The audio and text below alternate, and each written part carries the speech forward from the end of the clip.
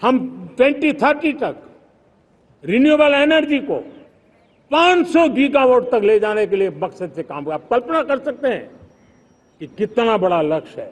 दुनिया के लोग सिर्फ 500 गीगावाट शब्द सुनते हैं ना, तो मेरी तरफ ऐसे ऐसे देखते हैं। लेकिन आज मैं विश्वास से कह रहा हूं देशवासियों को कि इस लक्ष्य को भी हम पूरा करके रहेंगे, और ये मानव जाति की भी सेवा करेगा, हमारे भविष्य की भी सेवा करेगा, हमारे बच्चों के उज्जवल भविष्य की गारंटी बनेगा। हमने 2030 तक हमारी रेलवे को नेट जीरो एमिशन का लक्ष्य लेकर के हम चल रहे हैं। साथियों, पीएम सूर्य घर मुफ्त बिजली योजना उसको एक नई ताकत देने वाली है, और ये बदलाव का फल मेरे देश के सामान्य परिवार को मिला, विशेष करके मेरे मध्यम वर्ग को मिलेगा जब उसका बिजली का बिल मुक्त हो जाएगा। इलेक्ट्रिक व्हीकल उसकी मांग बढ़ती जा रही है। जब पीएम सूर्य घर योजना से वो बिजली उत्पादन करता है सूर्य से, तो उसका व्हीकल का प्रवास का खर्चा भी वो कम कर सकता है।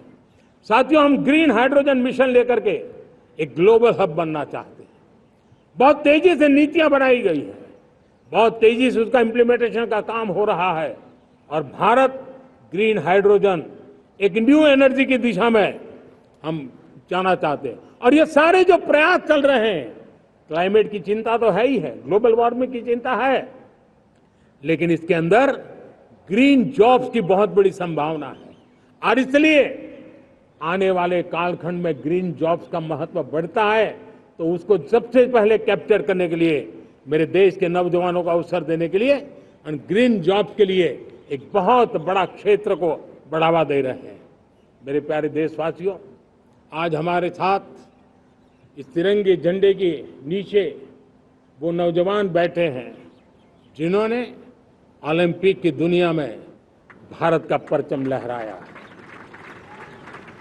मैं मेरे देश के सभी एथलीट्स को, मेरे देश के सभी खिलाड़ियों को 140 करोड़ देशवासियों की तरफ से बधाई देता हूं, और हम नए सपने, नए संकल्प, अत्यंतिक पुरुषार्थ के साथ नए लक्ष्यों को हासिल करने के लिए आगे बढ़ेंगे।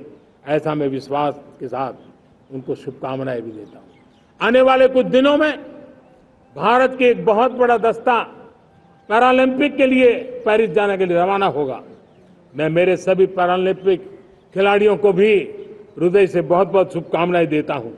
साथियों, भारत ने G20 को ऑर्गेनाइज किया, हिंदुस्तान के अनेक शहरों में ऑर्गेनाइज किया, 200 से ज्यादा इवेंट किए। पूरे विश्व में G20 का इतना बड़ा व्याप, इतना बड़ा कार्यक्रम कभी नहीं हुआ, इस बार हुआ। इसने एक बात सिद्ध कर दी है कि भारत में बड़े से बड़े कार्यक्रम ऑर्गेनाइज करने की ताकत है। भारत को किसी को भी हॉस्पिटैलिटी का सामर्थ्य भारत में सबसे ज्यादा है। अगर ये सिद्ध हो चुका है तो साथियों, हिंदुस्तान का सपना है कि 2036 में जो ओलंपिक होगा वो मेरे हिंदुस्तान की धरती पर हो। इसके लिए हम तैयारी कर रहे हैं, उसके लिए हम आगे बढ़ेंगे।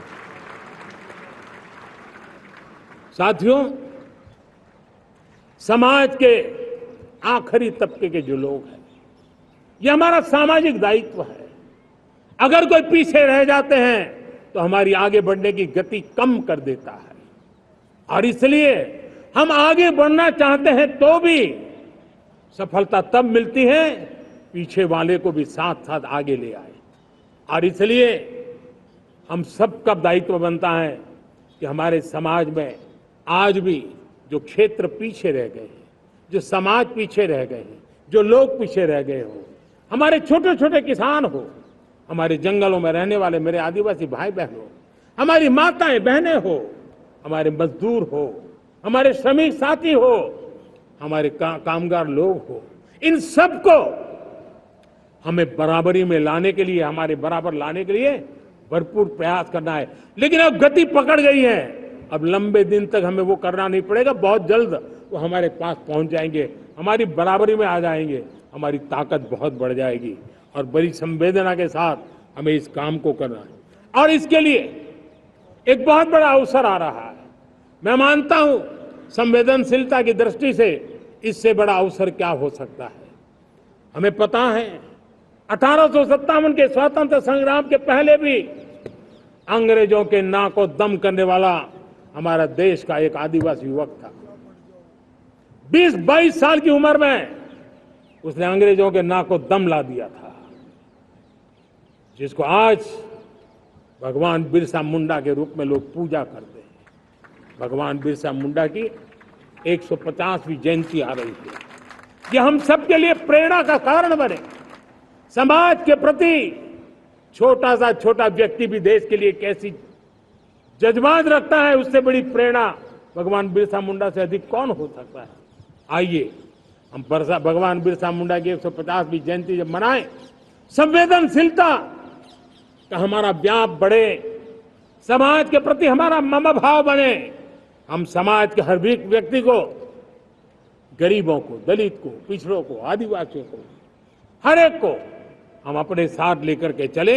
इस संकल्प को लेकर के चलना है।